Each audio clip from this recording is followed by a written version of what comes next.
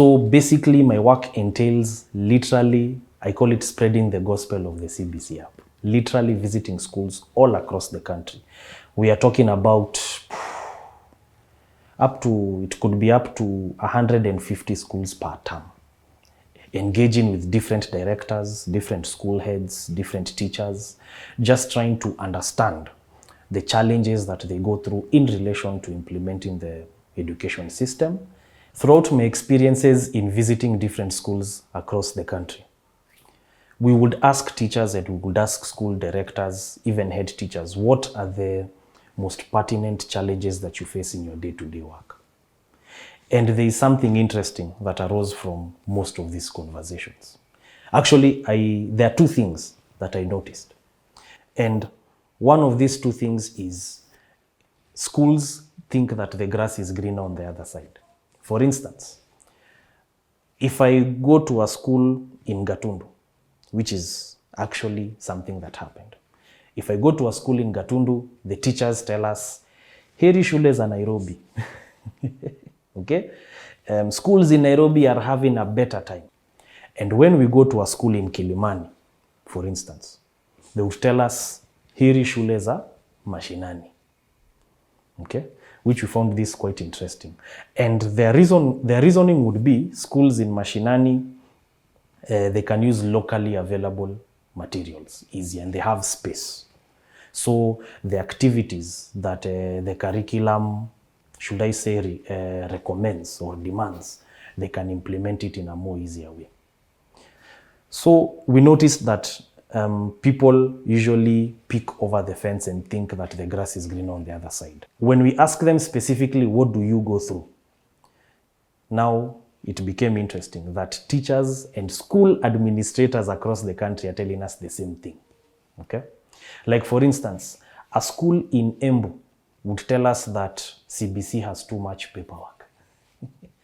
A head teacher in South B would tell us they have to monitor so many records, from the schemes of work to the lesson plans, to the progress records, to the attendance register, down to the health records. I haven't even touched on the mark lists and the reports that they need to send to each parent at the end of every learning period, be it end of an exam or end of the term. Monitoring all these records becomes tedious because the teacher needs to prepare all these records. The person who monitors education needs to also monitor and ensure that teachers are keying them timely.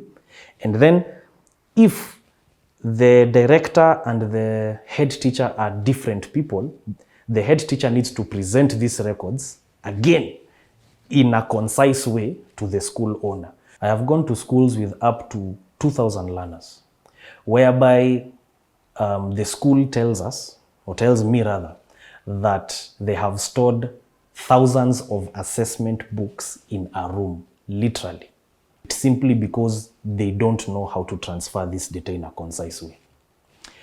So what we did is we took the curriculum designs and then we digitized these curriculum designs, but in an effective way.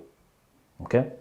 So the essence is most of these things that teachers do by hand, most of the things that they do by hand, they'll be using now their smartphones.